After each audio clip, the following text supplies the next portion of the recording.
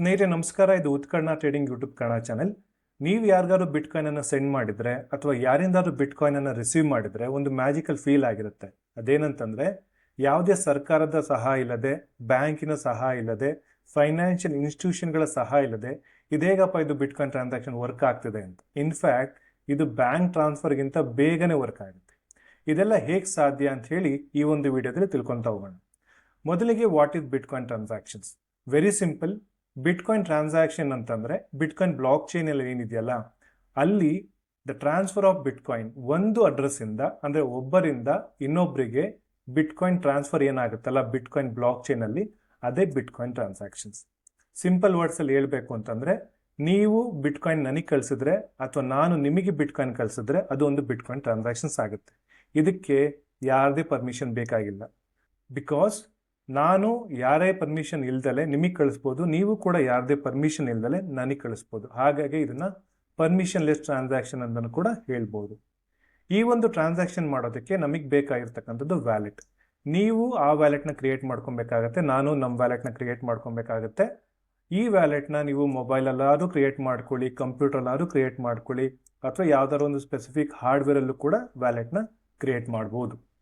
ಹಾಗಾದ್ರೆ ಈ ಬಿಟ್ coin transaction ಹೇಗೆ ವರ್ಕ್ ಆಗುತ್ತೆ ಅಂತ ತಿಳ್ಕೊಳ್ಳೋಣ. ಸಿಂಪಲ್ ಆಗಿ ಹೇಳಬೇಕು ಅಂದ್ರೆ ನಿಮ್ಮ ವ್ಯಾಲೆಟ್ ಅಲ್ಲಿ ನೀವೊಂದು ಎಂಟರ್ ದಿ ಅಮೌಂಟ್, ಅಂದ್ರೆ ನೀವು ನನಗೆ 1 ಬಿಟ್ ಕಾಯಿನ್ ಕಳಿಸ್ಬೇಕಾ, 0.001 ಬಿಟ್ ಕಾಯಿನ್ ಕಳಿಸ್ಬೇಕಾ ಅಂತ ಹೇಳಿ ಆ ಅಮೌಂಟ್ ನ ಎಂಟರ್ ಮಾಡ್ತೀರಾ. ಜೊತೆಗೆ ನನ್ನ ರೆಸಿಪಿಯೆಂಟ್ ಅಡ್ರೆಸ್ನ ನಿಮ್ಮ ವ್ಯಾಲೆಟ್ ಅಲ್ಲಿ ಇನ್ಕ್ಲೂಡ್ ಮಾಡ್ತೀರಾ.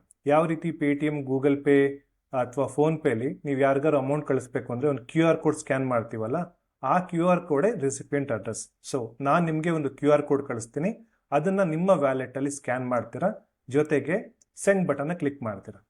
ಈ ರೀತಿ ಕ್ಲಿಕ್ ಮಾಡಿದಾಗ ಬಿಟ್ ಕಾಯಿನ್ ನಿಮ್ಮ ವ್ಯಾಲೆಟ್ ಇಂದ ನನ್ನ ವ್ಯಾಲೆಟ್ಗೆ ಬರುತ್ತೆ. ಇದು ಸಿಂಪಲ್ ಆಗಿ ಹೇಳಬೇಕು ಅಂತಂದ್ರೆ. ಆದ್ರೆ ಯಾವುದೇ ಫೋನ್ ಪೇ, ಗೂಗಲ್ ಪೇ ಅಥವಾ ಪೇಟಿಎಂ ಅಲ್ಲಿ ಟ್ರಾನ್ಸಾಕ್ಷನ್ ಮಾಡಬೇಕಾದ್ರೆ ಅದರ ಒಂದು ಟೆಕ್ನಿಕಾಲಿಟೀಸ್ ನೀವು ಯೋಚನೆ ಮಾಡೋದಿಲ್ಲ ಅಲ್ವಾ? ಎಷ್ಟು ಅಮೌಂಟ್ ಕಳಿಸ್ದೆ, ಆ ಅಮೌಂಟ್ ಹೋಯ್ತಾ ಅಷ್ಟು ಮಾತ್ರ ನೋಡ್ತೀರಾ. ಸೊ ಬಿಟ್ ಕಾಯಿನ್ ಅಲ್ಲಿ ಯಾವ ರೀತಿ ಟೆಕ್ನಿಕಾಲಿಟಿ ವರ್ಕ್ ಆಗುತ್ತೆ ಅಂತ ಹೇಳಿ ಇಲ್ಲಿ ನೋಡ್ತಾ ಹೋಗೋಣ. ಇಲ್ಲಿ ಅಮೌಂಟ್ ಸೆಂಡ್ ಮಾಡಬೇಕಾದ್ರೆ ಅಂದ್ರೆ ಬಿಟ್ ಕಾಯಿನ್ ಅನ್ನು ಸೆಂಡ್ ಮಾಡಬೇಕಾದ್ರೆ bitcoin uses public key cryptography method for transaction integrity.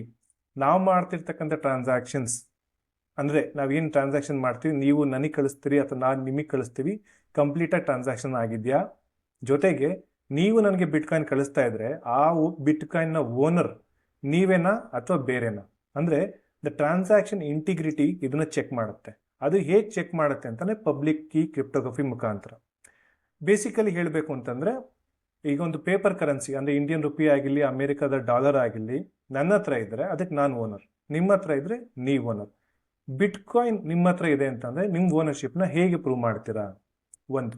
ಎರಡನೇದು, ಈಗ ನಾನು 50 ರೂಪಾಯಿ ಕೊಟ್ಟು ಒಂದು ಎಳ್ನೀರು ತಗೊಳ್ತೀನಿ, ಓಕೆ, ಅದೇ 50 ರೂಪಾಯಿ ಕೊಟ್ಟು ಇನ್ನೊಂದು ಕಡೆ 1 kg ಈರುಳ್ಳಿ ತಗೊಳ್ತೀನಿ ಅಂದ್ರೆ ಅದು ಫ್ರಾಡ್ ಟ್ರಾನ್ಸಾಕ್ಷನ್ ಆಗುತ್ತಲ್ಲ, ಅಂದ್ರೆ ಅದು ಡಬಲ್ ಸ್ಪೆಂಡ್ ಟ್ರಾನ್ಸಾಕ್ಷನ್ ಆಗುತ್ತೆ. ಸೊ ಬಿಟ್ ಕಾಯಿನ್ ಅಲ್ಲಿ ನಿಮ್ಮ ಹತ್ರ ಇರ್ತಕ್ಕಂಥ ಬಿಟ್ ಕಾಯಿನ್ ಅನ್ನ ನೀವು ನನಗೂ ಕಳಿಸ್ತೀರಾ, ಅದೇ ಬಿಟ್ ಕಾಯಿನ್ ಬೇರೆಯವ್ರಿಗೂ ಕಳಿಸ್ತೀರಾ ಅಂದ್ರೆ ಅದು ಸಾಧ್ಯ ಆಗ್ಬಾರ್ದಲ್ವಾ? ಸೊ ಬಿಟ್ ಕಾಯಿನ್ ಅಲ್ಲಿ ಇದು ಯಾವುದೇ ರೀತಿ ಫ್ರಾಡಲೆಂಟ್ ಟ್ರಾನ್ಸಾಕ್ಷನ್ ಆಗಬಾರ್ದು, ನಿಜವಾದ ಓನರ್ ಯಾರು ಅಂತ ತಿಳ್ಕೊಬೇಕಾಗಿ ಈ ಒಂದು ಮೆಥಡ್ನ ಪಬ್ಲಿಕ್ ಕೀ ಕ್ರಿಪ್ಟೋಗ್ರಫಿ ಮೆಥಡ್ನ ಬಳಕೆ ಮಾಡಲಾಗಿದೆ.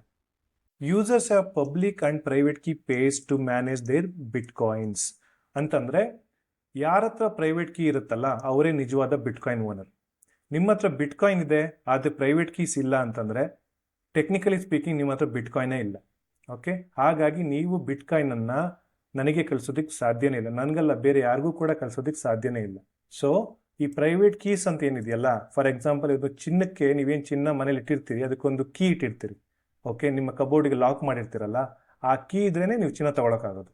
ಅದೇ ರೀತಿ ಈ ಪ್ರೈವೇಟ್ ಕೀ ಇದ್ರೇನೆ ಬಿಟ್ ಕಾಯಿನ್ ನೆಟ್ವರ್ಕ್ ಅಲ್ಲಿ ಬಿಟ್ ಕಾಯಿನ್ ಅನ್ನು ಮೂವ್ ಮಾಡೋಕ್ಕಾಗೋದು. ಹಾಗಾಗಿ ಯಾರು ಬಿಟ್ ಕಾಯಿನ್ ಓನರ್ ಅಂತಂದ್ರೆ ಯಾರ ಹತ್ರ ಪ್ರೈವೇಟ್ ಕೀ ಇರುತ್ತೆ ಅವ್ರು ಮಾತ್ರ ಆ ಒಂದು ಬಿಟ್ ಕಾಯಿನ್ ಅನ್ನ ಓನರ್ ಆಗಿರ್ತಾರೆ.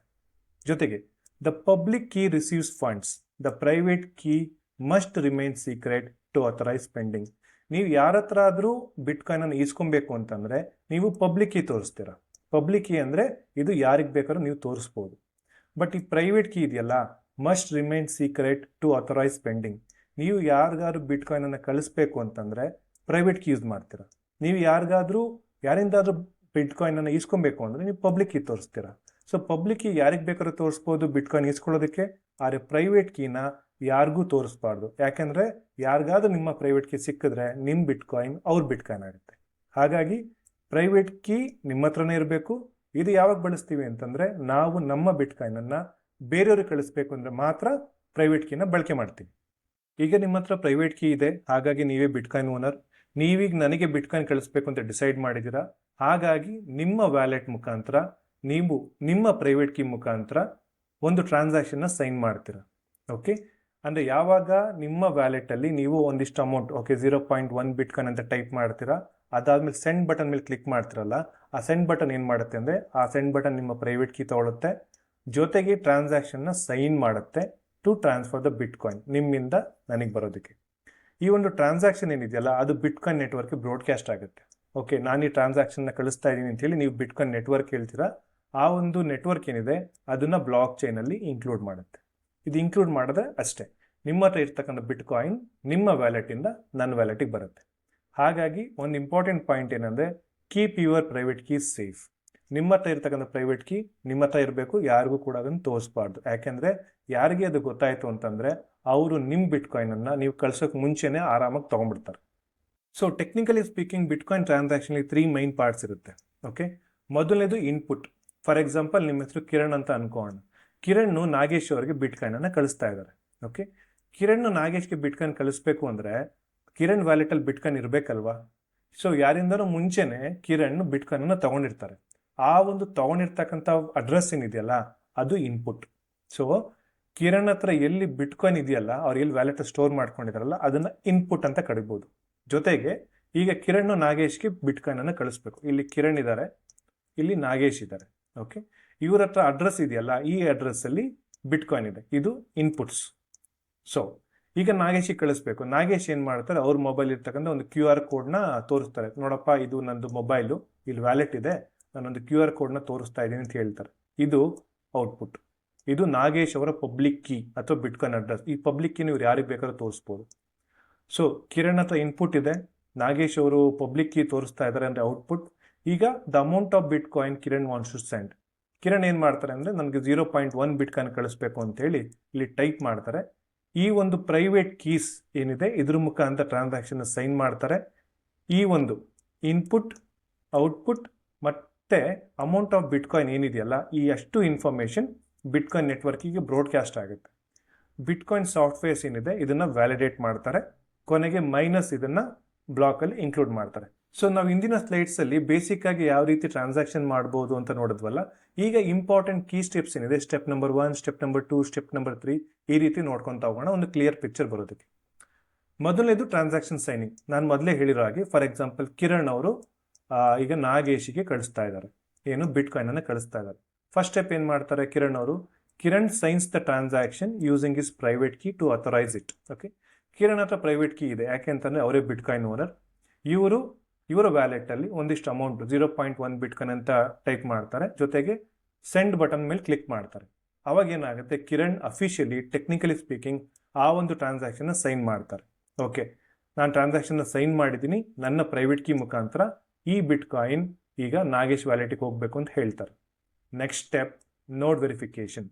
The nodes check Kiran private key against his public key for validation. Kiran ಹತ್ರ ಏನು ಅಡ್ರೆಸ್ ಇರುತ್ತಲ್ಲ ಆ ಅಡ್ರೆಸ್ಸಲ್ಲಿ ಬಿಟ್ಕಾಯಿನ್ ಬಂದು ಕೂತಿರುತ್ತೆ. ಯಾಕಂದರೆ ಕಿರಣ್ ಮುಂಚೆ ಯಾರಿಂದನೂ ಬಿಟ್ಕಾಯಿನ್ ಇಸ್ಕೊಂಡಿದ್ದಾರೆ. ಈ ಬಿಟ್ಕಾಯಿನಲ್ಲಿ ಒಂದಿಷ್ಟು ಭಾಗನ ಅಥವಾ ಅಷ್ಟು ಬಿಟ್ಕಾಯಿನನ್ನು ಈಗ ನಾಗೇಶಿಗೆ ಕಳಿಸ್ತಾ ಇದ್ದಾರೆ. ಸೊ ಬಿಟ್ಕಾಯಿನ್ ನೋಡ್ಸ್ ಎಲ್ಲ ಏನು ಮಾಡುತ್ತೆ ಅಂತಂದರೆ, ಅದು ಬಿಟ್ಕಾಯಿನ್ ನೋಡ್ ಅಂದರೆ ಅದೊಂದು ಸಾಫ್ಟ್ವೇರ್ ವೆರಿಫಿಕೇಶನ್ ಮಾಡಬೇಕಲ್ಲ. ಆ ಸಾಫ್ಟ್ವೇರ್ ಏನು ಮಾಡುತ್ತೆ ಅಂದರೆ ಕಿರಣ್ ಹತ್ರ ಇರ್ತಕ್ಕಂಥ ಪ್ರೈವೇಟ್ ಕೀ ಇದೆಯಲ್ಲ, ಆ ಪ್ರೈವೇಟ್ ಕೀ ಮತ್ತು ಪಬ್ಲಿಕ್ ಕೀ ಇವೆರಡನ್ನೂ ಕೂಡ ವ್ಯಾಲಿಡೇಷನ್ ಮಾಡುತ್ತೆ. ಯಾಕೆಂತಂದರೆ ಆ ಒಂದು ಪ್ರೈವೇಟ್ ಕೀ ಕೂಡ ಕರೆಕ್ಟ್ ಆಗಿರಬೇಕು, ಜೊತೆಗೆ ಅಲ್ಲಿ ಮ್ಯಾಚ್ ಆಗಿರ್ತಕ್ಕಂಥ ಪಬ್ಲಿಕ್ ಕೀ ಕೂಡ ಕಿರಣ್ ಅವ್ರದ್ದೇ ಆಗಿರಬೇಕು. ಸೊ ಕಿರಣ್ ಅವ್ರ ಪಬ್ಲಿಕ್ ಕೀ ಇಸ್ಕೊಂಡು ನನ್ನ ಪ್ರೈವೇಟ್ ಕೀ ಇಸ್ಕೊಂಡು ಏನೋ ಟ್ರಾನ್ಸಾಕ್ಷನ್ ಮಾಡೋಕ್ಕೆ ಹೋದರೆ ಬಿಟ್ಕಾಯಿನ್ ಸಾಫ್ಟ್ವೇರ್ ಒಪ್ಕೊಳ್ಳೋದಿಲ್ಲ. ಅಂದರೆ ಬೇಸಿಕಲಿ ಫ್ರಾಡುಲೆಂಟ್ ಟ್ರಾನ್ಸಾಕ್ಷನ್ಗೆ ಇಲ್ಲಿ ಅವಕಾಶನೇ ಇಲ್ಲ. ಕಿರಣ್ ಅವ್ರದ್ದೇ ಪಬ್ಲಿಕ್ ಕೀ ಆಗಿರಬೇಕು, ಕಿರಣ್ ಅವ್ರದ್ದೇ ಪ್ರೈವೇಟ್ ಕೀ ಆಗಿರಬೇಕು. ಹಾಗೆ ಮಾತ್ರ ಈ ಒಂದು ಟ್ರಾನ್ಸಾಕ್ಷನ್ ಏನಿದೆ, ಈ ಒಂದು ವ್ಯಾಲಿಡೇಷನ್ನ ಬಿಟ್ಕಾಯಿನ್ ಸಾಫ್ಟ್ವೇರ್ ಓಕೆ ಮಾಡುತ್ತೆ, ಇಲ್ಲ ಅಂದರೆ ರಿಜೆಕ್ಟ್ ಮಾಡಕ್ಕೆ ಬಿಡುತ್ತೆ. ಸೊ ಮೂರನೇ step, broadcast to network. The transaction is broadcast to the network and reaches a mining node. Okay, so bitcoin software ಏನು ಮಾಡುತ್ತೆ, ಕಿರಣ್ ಅವರ ಪ್ರೈವೇಟ್ ಕೀ ಮತ್ತು ಪಬ್ಲಿಕ್ ಕೀ ಚೆಕ್ ಮಾಡುತ್ತೆ, ವ್ಯಾಲಿಡೇಷನ್ನ ಪಾಸ್ ಮಾಡುತ್ತೆ. ಮಾಡಿದ್ಮೇಲೆ ಸಾವಿರಾರು ಬಿಟ್ಕಾಯಿನ್ ಸಾಫ್ಟ್ವೇರ್ ನೋಡ್ಗಳು ಏನು ರನ್ ಆಗುತ್ತಲ್ಲ ಅವೆಲ್ಲಗೂ ಕೂಡ ಈ ಒಂದು ವ್ಯಾಲಿಡೇಷನ್ನ ಬ್ರಾಡ್ಕಾಸ್ಟ್ ಮಾಡಲಾಗುತ್ತೆ. ಯಾಕೆಂತಂದರೆ ಬಿಟ್ಕಾಯಿನ್ ಒಂದು ಕನ್ಸೆನ್ಸಸ್ ನೆಟ್ವರ್ಕ್. ಓಕೆ, ಸೊ ಎಲ್ಲರೂ ಕೂಡ ಯಾರೆಲ್ಲ ಸಾಫ್ಟ್ವೇರ್ ರನ್ ಮಾಡ್ತಾ ಇದ್ದಾರೆ, ಸಾವಿರಾರು ಲಕ್ಷಾಂತರ ಸಾಫ್ಟ್ವೇರ್, ಎಲ್ಲ ಸಾಫ್ಟ್ವೇರ್ಗಳು ಕೂಡ ಎಸ್ ಇದೊಂದು ಅಥೆಂಟಿಕೇಟೆಡ್ ಆಗಿರ್ತಕ್ಕಂತಹ ಟ್ರಾನ್ಸಾಕ್ಷನ್ ಅಂತ ಒಪ್ಕೊಳ್ಬೇಕು. ಓಕೆ, ಯಾಕಂದರೆ ಫ್ರಾಡುಲೆಂಟ್ ಟ್ರಾನ್ಸಾಕ್ಷನ್ಗೆ ಅಂದರೆ ಕಿರಣ್ ಅವರ ಪ್ರೈವೇಟ್ ಕೀನೇ ಬೇರೆ, ಪಬ್ಲಿಕ್ ಕೀ ಇನ್ಯಾರ್ದು ಅಂತಂದರೆ ಆ ರೀತಿ ಟ್ರಾನ್ಸಾಕ್ಷನ್ ಒಪ್ಕೊಳ್ಳೋಕೆ ಸಾಧ್ಯ ಆಗೋದಿಲ್ಲ. ಸೊ ಹಾಗಾಗಿ ಬಿಟ್ಕಾಯಿನ್ ಸಾಫ್ಟ್ವೇರ್ ಅಪ್ರೂವ್ ಮಾಡಬೇಕಾಗುತ್ತೆ. ಜೊತೆಗೆ ಫೈನಲಿ ಇದೊಂದು ಮೈನಿಂಗ್ ನೋಡ್ಗೆ ರೀಚ್ ಆಗುತ್ತೆ. ಓಕೆ, ಇಲ್ಲಿ ಮೈನಿಂಗ್ ಅಂತಂದರೆ ಏನು ಅಂತ ಹೇಳಿ ನಾನೊಂದು ಸಿಂಪಲ್ ಆಗಿ ಒಂದು ವಿಡಿಯೋ ಮಾಡಿದ್ದೀನಿ, ವಾಟ್ ಈಸ್ ಹ್ಯಾಶ್ ರೇಟ್ ಅಂತ. ನಮ್ಮ ಉತ್ಕರ್ಣ ಟ್ರೇಡಿಂಗ್ ಯೂಟ್ಯೂಬ್ ಕನ್ನಡ ಚಾನಲ್ ಇದೆ, ಅಲ್ಲಿ ಟೆಕ್ನಿಕಲ್ ಆಗಿ what is mining, hash rate ಅಂದ್ರೆ ಏನು, ಹ್ಯಾಶಿಂಗ್ ಅಂದ್ರೆ ಏನು, ಸೊ ಯಾವ ರೀತಿ ಮೈನಿಂಗ್ ಮಾಡಲಾಗುತ್ತೆ ಅಂತೇಳಿ ಸಿಂಪಲ್ ಆಗಿ ಎಕ್ಸ್ಪ್ಲೇನ್ ಮಾಡಿದ್ದೀನಿ. ಆ ವಿಡಿಯೋನ ಒಂದ್ಸಲಿ ಚೆಕ್ ಮಾಡಿ. ಸೊ ಸಿಂಪಲ್ ಆಗಿ ಹೇಳಬೇಕು ಅಂತಂದ್ರೆ ಮೈನಿಂಗ್ ನೋಡಿಗೆ ರೀಚ್ ಆಗುತ್ತೆ ಒಂದು transactions. Miners add the transaction to a block by solving a complex puzzle. ಈ ಒಂದು ಕಾಂಪ್ಲೆಕ್ಸ್ ಪಜಲ್ ಏನು ಅಂತೇಳಿ ಹ್ಯಾಶ್ ರೇಟ್ ಎಂದರೇನು ಅನ್ನೋ ವಿಡಿಯೋದಲ್ಲಿ ಹಾಕಿದ್ದೀನಿ, ಒಂದ್ಸಲ ಚೆಕ್ ಮಾಡಿ. ಸೊ ಜೊತೆಗೆ ಯಾವಾಗ ಒಂದು ಪರ್ಟಿಕ್ಯುಲರ್ ಹ್ಯಾಶ್ನ ಮೈನರ್ ಕಂಡುಹಿಡಿತಾರಲ್ಲ ಅವ್ರಿಗೆ ನೆಕ್ಸ್ಟ್ ಬಿಟ್ಕಾಯಿನ್ ಬ್ಲಾಕ್ನ ಆ್ಯಡ್ ಮಾಡುವಂತಹ ಒಂದು ಪರ್ಮಿಷನ್ ಸಿಗುತ್ತೆ. ಅವ್ರೇನು ಮಾಡ್ತಾರೆ, ಈ ಕಿರಣ್ ಏನು ಟ್ರಾನ್ಸಾಕ್ಷನ್ ಇನಿಷಿಯೇಟ್ ಮಾಡಿರ್ತಾರಲ್ಲ ಆ ಒಂದು ಟ್ರಾನ್ಸಾಕ್ಷನ್ನ ನೆಕ್ಸ್ಟ್ ಬ್ಲಾಕಲ್ಲಿ ಇನ್ಕ್ಲೂಡ್ ಮಾಡ್ತಾರೆ. ಸೊ ಇನ್ಕ್ಲೂಡ್ ಮಾಡಿದ ತಕ್ಷಣ ಏನಾಗುತ್ತೆ, ಟ್ರಾನ್ಸಾಕ್ಷನ್ ಕನ್ಫರ್ಮ್ ಆಗುತ್ತೆ. ಕಿರಣ್ ಅವರು ಏನು ನಾಗೇಶ್ಗೆ ಬಿಟ್ಕಾಯಿನ್ ಕಳಿಸ್ಬೇಕು ಅಂತಿದ್ರಲ್ಲ ಆ ಒಂದು ಟ್ರಾನ್ಸಾಕ್ಷನ್ ದ ನೆಕ್ಸ್ಟ್ ಬ್ಲಾಕಲ್ಲಿ ಇನ್ಕ್ಲೂಡ್ ಆಗುತ್ತೆ. So block finalisation. Once the block is mined, the block is added to the blockchain, making it permanent. So ಯಾರ್ದಾದ್ರು ಒಬ್ರು ಮೈನರ್ ಸಕ್ಸಸ್ಫುಲಿ ಕಿರಣ್ ಅವರು ಕಲಿಸಿರ್ತಕ್ಕಂಥ ಟ್ರಾನ್ಸಾಕ್ಷನ್ಸ್ ಏನಿದೆ ಅದನ್ನ ಅವರು ಕಂಡಿಡ್ತಿರ್ತಕ್ಕಂಥ ಅಂದರೆ ಅವರು ಮೈನ್ ಮಾಡಿರ್ತಕ್ಕಂಥ ಬ್ಲಾಕಲ್ಲಿ ಆ್ಯಡ್ ಮಾಡಿಬಿಟ್ರೆ ಆವಾಗ ಈ ಒಂದು ಟ್ರಾನ್ಸಾಕ್ಷನ್ ಇದೆಯಲ್ಲ ಪರ್ಮನೆಂಟ್ ಆಗೋಗುತ್ತೆ. ಸೊ ಕಿರಣ್ ಅವರ ಬಿಟ್ಕಾಯಿನ್ ನಾಗೇಶ್ವರ್ಗೆ ಹೋಗುತ್ತೆ, ಈ ಒಂದು ಟ್ರಾನ್ಸಾಕ್ಷನ್ ಪರ್ಮನೆಂಟ್ ಆಗೋಗುತ್ತೆ. ಈ ಒಂದು ಟ್ರಾನ್ಸಾಕ್ಷನ್ ಅಳಿಸೋದಕ್ಕೆ ಜಗತ್ನಲ್ಲಿ ಯಾರೊಬ್ಬರಿಗೂ ಕೂಡ ಸಾಧ್ಯನೇ ಇಲ್ಲ. ಯಾಕೆ ಅಂತಂದರೆ ಮೈನರ್ ಅವರು ಅಂದರೆ ಯಾರೆಲ್ಲ ಮೈನ್ ಮಾಡ್ತಿರ್ತಾರಲ್ಲ ಈ ಒಂದು ಟ್ರಾನ್ಸಾಕ್ಷನ್ ಬ್ಲಾಕ್ಗೆ ಆ್ಯಡ್ ಮಾಡಿರ್ತಾರೆ. ಎಲ್ಲ ಬಿಟ್ಕಾಯಿನ್ ಸಾಫ್ಟ್ವೇರ್ಸ್ ಅಂದರೆ majority of the bitcoin software ಎಲ್ಲ ರನ್ ಮಾಡ್ತಿದ್ದಾರೆ, ಸಾವಿರಾರು ಲಕ್ಷಾಂತರ, ಅವರೆಲ್ಲರೂ ಕೂಡ ಅಪ್ರೂವಲ್ ಕೊಟ್ಬಿಟ್ಟಿರ್ತಾರೆ. ಹಾಗಾಗಿ ಈ ಒಂದು ಟ್ರಾನ್ಸಾಕ್ಷನ್ ಪರ್ಮನೆಂಟ್ ಆಗುತ್ತೆ. ಕಿರಣ್ ಅವರು ಆಗಲಿ, ನಾಗೇಶ್ ಅವರಾಗಲಿ, ನಾನಾಗಲಿ, ನೀವಾಗಲಿ ಯಾವಾಗ ಬೇಕಾದರೂ ಈ ಒಂದು ಟ್ರಾನ್ಸಾಕ್ಷನ್ ನೋಡ್ಬೋದು. ಇದನ್ನ ಅಳಿಸೋದಕ್ಕೆ ಯಾರಿಂದನೂ ಸಾಧ್ಯನೇ ಇಲ್ಲ. ನೆಕ್ಸ್ಟ್ ಟಾಪಿಕ್ ಏನಂತಂದರೆ ಬಿಟ್ಕಾಯಿನ್ ಟ್ರಾನ್ಸಾಕ್ಷನ್ಸ್ ಫೀಸ್. ಸೊ ಈಗ ಕಿರಣ್ ಅವರು ಸಕ್ಸಸ್ಫುಲಿ ನಾಗೇಶ್ಗೆ ಒಂದಿಷ್ಟು ಬಿಟ್ಕಾಯಿನ್ ಅನ್ನು ಕಳಿಸಿದ್ದಾರೆ. ಓಕೆ, ಇಲ್ಲಿ ಮೈನಸ್ ಪಾತ್ರ ಏನಿದೆಯಲ್ಲ, ಕಿರಣ್ ಅವರು ಕಳಿಸಿದಂಥ ಟ್ರಾನ್ಸಾಕ್ಷನ್ನ ನೆಕ್ಸ್ಟ್ ಬಿಟ್ಕಾಯಿನ್ ಬ್ಲಾಕಲ್ಲಿ ಮೈನಸ್ ಇನ್ಕ್ಲೂಡ್ ಮಾಡಿದ್ದಾರೆ. ಓಕೆ, ಈ ಒಂದು ಟ್ರಾನ್ಸಾಕ್ಷನ್ಗೆ ಒಂದಿಷ್ಟು ಫೀಸ್ ಇರುತ್ತೆ. ಆ ಫೀಸೇ bitcoin transactions fees. For example Kiran ಅವರು 0.1 ಬಿಟ್ಕಾಯಿನ್ ಅನ್ನು ನಾಗೇಶಿಗೆ ಕಳಿಸಿದ್ದಾರೆ ಅಂತ ಅನ್ಕೋಣ. ಈ ಒಂದು ಫೀಸಲ್ಲಿ ಕಡಿಮೆ ಅಂತಂದು 0.00 ಒಂದು 505 ಫಾರ್ ಎಕ್ಸಾಂಪಲ್ ಒಂದು 20 ಸತೋಶೀಸ್ ಅಥವಾ 30 ಸತೋಶೀಸ್ ಇಷ್ಟು ಫೀಸ್ ಇರುತ್ತೆ. That depends on the traffic. ಅಂದರೆ ಯಾರೆಲ್ಲ ಆ ಸಮಯದಲ್ಲಿ ಬಿಟ್ಕಾಯಿನ್ ಟ್ರಾನ್ಸಾಕ್ಷನ್ ಮಾಡಬೇಕು ಅಂತ ಪ್ರಯತ್ನ ಪಡ್ತಿರ್ತಾರೆ ಅದ್ರ ಮೇಲೆ ಫೀಸ್ ವೇರಿ ಆಗುತ್ತೆ. Fee control. The users can speed up transaction by setting higher fee rates. Kiran ಅವರು ಫಾರ್ ಎಕ್ಸಾಂಪಲ್ ನಾನಾಗಿರಲಿ, ಕಿರಣ್ ಆಗಿರಲಿ, ಸಾವಿರಾರು ಜನ ಈ ಸಮಯದಲ್ಲೇ ಬಿಟ್ಕಾಯಿನನ್ನು ಕಳಿಸ್ಬೇಕು ಅಂತ ಹೇಳಿ ತೀರ್ಮಾನ ಮಾಡಿರ್ತಾರೆ. ಅಂದರೆ ಬೇರೆ ಬೇರೆ ಟ್ರಾನ್ಸಾಕ್ಷನ್. ಸೊ ಯಾವ ಟ್ರಾನ್ಸಾಕ್ಷನ್ ಫಸ್ಟು ಇನ್ಕ್ಲೂಡ್ ಆಗಬೇಕು, ಯಾರ ಟ್ರಾನ್ಸಾಕ್ಷನ್ ಫಸ್ಟು ಕನ್ಫರ್ಮ್ ಆಗಬೇಕು ಅಂತೇಳಿ ಫೀಸ್ ರೇಟ್ ಡಿಸೈಡ್ ಮಾಡುತ್ತೆ. ಫಾರ್ ಎಕ್ಸಾಂಪಲ್ ಕಿರಣ್ ಅವರ ಟ್ರಾನ್ಸಾಕ್ಷನ್ ಸೆಟಲ್ ಆಗಬೇಕು ಅಂದರೆ ಕಿರಣ್ ನೋಡ್ತಾರೆ ಬಿಟ್ಕಾಯಿನ್ ಬ್ಲಾಕ್ ಚೈನಲ್ಲಿ ಎಷ್ಟು ಫೀಸ್ ನಡೀತಾ ಇದೆ ಅಂತ. ಫಾರ್ ಎಕ್ಸಾಂಪಲ್ ಒಂದು 20 ಸತೋಶೀಸ್ ಅಂತ ಅನ್ಕೋಣ, ಮೀಡಿಯಂ ಫೀಸ್. ಕಿರಣ್ ಅವರು ನನ್ನ ಟ್ರಾನ್ಸಾಕ್ಷನ್ ಸೆಟಲ್ ಆಗಲೇಬೇಕು, ನನ್ನ ಟ್ರಾನ್ಸಾಕ್ಷನ್ ನಾಗೇಶ್ಗೆ ಹೋಗಲೇಬೇಕು ಅಂತೇಳಿ ಆವ್ರೇಜ್ ಟ್ರಾನ್ಸಾಕ್ಷನ್ ಫೀ 20 ಇದ್ರೂ ಕೂಡ 22 ರೈಸ್ ಮಾಡ್ತಾರೆ. ಸೊ ಹೈ ಲೈಕ್ಲಿ ಕಿರಣ್ ಅವರ ಟ್ರಾನ್ಸಾಕ್ಷನ್ ಸೆಟಲ್ ಆಗುತ್ತೆ. ಆಮೇಲೆ ಸಾವಿರಾರು ಜನ ಬಿಟ್ಕಾಯಿನ್ ಟ್ರಾನ್ಸಾಕ್ಷನ್ ಮಾಡ್ತಾ ಇದ್ದಾರೆ ಅಂತಂದರೆ, ಸಾವಿರಾರು ಜನ, ಲಕ್ಷಾಂತರ ಜನ ಮಾಡ್ತಾ ಇದ್ದಾರೆ ಅಂದರೆ ಎಲ್ಲ ಟ್ರಾನ್ಸಾಕ್ಷನ್ ಕೂಡ ಆ ಒಂದು ಪರ್ಟಿಕ್ಯುಲರ್ ಬ್ಲಾಕಲ್ಲಿ ಇನ್ಕ್ಲೂಡ್ ಆಗಲ್ಲ. ಯಾಕೆಂತಂದರೆ ಸತೋಶಿ ನೊಕೊಮೋಟೋ ಅವರು ಒಂದು ಫೀಚರ್ ಇಂಪ್ಲಿಮೆಂಟ್ ಮಾಡಿದ್ದಾರೆ. ಅದೇನೆಂದರೆ ಬ್ಲಾಕ್ ಸೈಜ್ ಲಿಮಿಟೇಷನ್. ಒಂದು ಬ್ಲಾಕಲ್ಲಿ 1 MB ಡೇಟಾ ಮಾತ್ರ ಇರುತ್ತೆ. ಓಕೆ, ಸೊ ಬಿಟ್ಕಾಯಿನ್ ಸಾಫ್ಟ್ವೇರ್ ಅಲ್ವಾ, ಹಾಗಾಗಿ ಎಲ್ಲವೂ ಕೂಡ ಡೇಟಾದಲ್ಲೇ ನಾವು ಮಾತಾಡಬೇಕಾಗುತ್ತೆ. Restricting the number of transactions it can include. So 1,00,000 transaction ನಡೀತು ಅಂದರೆ ಈ ಸಮಯದಲ್ಲಿ ಎಲ್ಲ ಟ್ರಾನ್ಸಾಕ್ಷನ್ಸ್ ಕೂಡ ಆ ಒಂದು ಕರೆಂಟ್ ಬ್ಲಾಕಲ್ಲಿ ಇನ್ಕ್ಲೂಡ್ ಆಗೋದಿಲ್ಲ. ಓಕೆ, ಅದಕ್ಕೆ ಆದಂಥ ಒಂದು ರೆಸ್ಟ್ರಿಕ್ಷನ್ಸ್ ಇದೆ. ಫಾರ್ ಎಕ್ಸಾಂಪಲ್ ಒಂದು 10,000 ಟ್ರಾನ್ಸಾಕ್ಷನ್ ಈಗ ಮಾಡಿದ್ರು ಅಂದರೆ 1000 ಟ್ರಾನ್ಸಾಕ್ಷನ್ ಮಾತ್ರ ಇನ್ಕ್ಲೂಡ್ ಮಾಡ್ಬೋದು. ಸೊ 10,000ದಲ್ಲಿ ಆ 1000 ಟ್ರಾನ್ಸಾಕ್ಷನ್ಸ್ ಯಾವುದು, ಅದು ಫೀಸ್ ಮೇಲೆ ಡಿಪೆಂಡ್ ಆಗುತ್ತೆ. ಯಾರು ಅತಿ ಹೆಚ್ಚು ಫೀಸನ್ನು ಕೊಡ್ತಾ ಇದ್ದಾರೆ, ಮೋಸ್ಟ್ ಲೈಕ್ಲಿ ಮೈನರ್ ಏನು ಮಾಡ್ತಾರೆ ಅದನ್ನು ಪ್ರಿಯಾರಿಟಿ ಮಾಡ್ತಾರೆ. ಯಾಕಂದರೆ ಮೈನರ್ ಅವ್ರಿಗೂ ಕೂಡ ಇನ್ಸೆಂಟಿವ್ ಬೇಕಲ್ಲ, ಅವರು ಕೂಡ ದುಡ್ಡು ಮಾಡಬೇಕಲ್ಲ. ಹಾಗಾಗಿ ಯಾರು ಹೈಯರ್ ಫೀ ಟ್ರಾನ್ಸಾಕ್ಷನ್ನ ಮಾಡ್ತಿರ್ತಾರೆ ಮೋಸ್ಟ್ ಲೈಕ್ಲಿ ಮೈನರ್ ಏನು ಮಾಡ್ತಾರೆ ಅದನ್ನು ಪ್ರಿಯೋರಿಟೈಸ್ ಮಾಡ್ತಾರೆ. ಸೊ ಮೈನರ್ಸ್ ಏನು ಮಾಡಿರ್ತಾರೆ, ಅವ್ರಿಗೆ ಒಂದು ಬ್ಲಾಕ್ ಫೈಂಡ್ ಔಟ್ ಮಾಡಿರ್ತಾರೆ, ಯಾಕಂದ್ರೆ ಅವ್ರು ಹ್ಯಾಶ್ ಮಾಡಿರ್ತಾರೆ. ಹಾಗಾಗಿ ಒಂದು ಬಿಟ್ಕಾಯಿನ್ ಬ್ಲಾಕ್ನ ಆ್ಯಡ್ ಮಾಡುವಂಥ ಅಧಿಕಾರ ಆ ಒಂದು ಮೈನರ್ ಯಾರು ಮೈನ್ ಮಾಡಿರ್ತಾರೆ ಅವ್ರಿಗೆ ಸಿಕ್ಕಿರುತ್ತೆ. ಅವರಿಗೆ ಜಾಸ್ತಿ ಬಿಟ್ಕಾಯಿನ್ ಬೇಕು ಇನ್ ಟರ್ಮ್ಸ್ ಆಫ್ ಫೀಸ್ ಅನ್ನೋ ಕಾರಣಕ್ಕೋಸ್ಕರ 10,000 ಟ್ರಾನ್ಸಾಕ್ಷನ್ಸಲ್ಲಿ ಯಾರು ಜಾಸ್ತಿ ಫೀಸ್ನ ಕೊಟ್ಟಿರ್ತಾರೆ, for example in the priority order higher ಫೀಸಿಂದ ಲೋವರ್ ಫೀಸ್ವರೆಗೂ ಆ ಒಂದು ಟ್ರಾನ್ಸಾಕ್ಷನ್ನ ಇನ್ಕ್ಲೂಡ್ ಮಾಡ್ತಾರೆ. ಸೊ ಕಿರಣ್ ಅವರು ಹೈಯರ್ ಫೀಸ್ನ ಕೊಟ್ಟಿದ್ದಾರೆ ಅಂತಂದರೆ ಕಂಪೇರ್ ಟು ನಾನಾಗಲಿ ಬೇರೆಯವರಾಗಲಿ ಹೈ ಲೇಕ್ಲಿ ಕಿರಣ್ ಅವರ ಟ್ರಾನ್ಸಾಕ್ಷನ್ನ ಮೈನರ್ ಅವರು ಅಪ್ರೂವ್ ಮಾಡ್ತಾರೆ. ಫಾರ್ಮಲ್ ಆಗಿ ಹೇಳಬೇಕು ಅಂದರೆ ಇನ್ಕ್ಲೂಡ್ ಮಾಡ್ತಾರೆ. ಅಪ್ರೂವ್ ಅನ್ನೋ ಬಟನ್ ಬಿಟ್ಕಾಯಿನಲ್ಲಿ ಇಲ್ಲ. ಸೊ ನಾನು ಮೊದಲೇ ಹೇಳಿದಾಗೆ network congestion during high activity transaction with higher fees are process faster. ಈಗ ಅಟ್ ಎ ಟೈಮ್ ನಾವು ಎಷ್ಟೊಂದು ಜನ ಟ್ರಾನ್ಸಾಕ್ಷನ್ ಮಾಡಬೇಕು ಅಂತ ಡಿಸೈಡ್ ಮಾಡಿದರೆ ಯಾವ ಟ್ರಾನ್ಸಾಕ್ಷನ್ ಬಿಟ್ಕಾಯಿನ್ ಬ್ಲಾಕ್ ಚೈನಲ್ಲಿ ಅಪ್ರೂವ್ ಆಗಬೇಕು ಅಂದರೆ ಇನ್ಕ್ಲೂಡ್ ಆಗಬೇಕು. Okay, so during the high activity time transaction with higher fees are process faster. ನೀವೇನಾದರೂ ಫಾರ್ ಎಕ್ಸಾಂಪಲ್ ಬಿಟ್ಕಾಯಿನ್ನ ಮೀಡಿಯನ್ ಟ್ರಾನ್ಸಾಕ್ಷನ್ ಫೀಸ್ ಏನಾದರೂ ಒಂದು 30 ಸತೋಶಿ ಇದೆ ಅಂತ ಅನ್ಕೋಣ. 30 ಸತೋಶಿ ಫೀಸ್ ಬದಲು ನೀವೇನಾದ್ರು ಇದಕ್ಕಿಂತ ಕಮ್ಮಿ 10 ಸತೋಶಿನ ಫೀ ಆಗಿ ಕನ್ಸಿಡರ್ ಮಾಡಿದ್ದೀರಾ ಅಂತಂದರೆ ನಿಮ್ಮ ಟ್ರಾನ್ಸಾಕ್ಷನ್ ಇನ್ಕ್ಲೂಡೇ ಆಗೋದಿಲ್ಲ ಬಿಟ್ಕಾಯಿನ್ ಬ್ಲಾಕ್ ಚೈನಲ್ಲಿ. ಯಾಕೆಂತಂದರೆ ಮೀಡಿಯನ್ ಫೀಸ್ ನಡೀತಾ ಇರೋದೇ 30. ಓಕೆ, ಒಂದು ವೇಳೆ ಫೀಸ್ ಏನಾದ್ರು ಕಮ್ಮಿ ಈ ಲೆವೆಲ್ಗೆ ಹೋದಾಗ ಅವಾಗ ಮಾತ್ರ ನಿಮ್ಮ ಟ್ರಾನ್ಸಾಕ್ಷನ್ಸ್ ಕನ್ಫರ್ಮ್ ಆಗುತ್ತೆ. ಇಲ್ಲ ಅಂದರೆ ಅಲ್ಲಿವರೆಗೂ ಅದು ಪೆಂಡಿಂಗ್ ಸ್ಟೇಟಲ್ಲೇ ಇರುತ್ತೆ. ಕಿರಣ್ನಿಂದ ನಾಗೇಶ್ಗೆ ಆ ಒಂದು ಬಿಟ್ಕಾಯಿನ್ ಹೋಗೋದಿಲ್ಲ. ಸೊ ಒಟ್ಟಾರೆ ಹೇಳಬೇಕು ಅಂತಂದರೆ ನಾವೀಗ ಫೋನ್ಪೇ, ಗೂಗಲ್ ಪೇ, ಪೇಟಿಎಮ್ ಮುಖಾಂತರ ಹೇಗೆ ಟ್ರಾನ್ಸಾಕ್ಷನ್ ಸೆಂಡ್ ಮಾಡ್ತಿದ್ದೀವಲ್ಲ, ಹೇಗೆ ಯಾವ ರೀತಿ ಒಂದು ಮೌಲ್ಯವನ್ನು ಒಬ್ಬರಿಂದ ಒಬ್ಬರಿಗೆ ಕಳಿಸ್ತಾ ಇದ್ದೀವಲ್ಲ, ಅದೇ ರೀತಿ ಬಿಟ್ಕಾಯಿನಲ್ಲಿ ಕೂಡ ನಡೆಯುತ್ತೆ.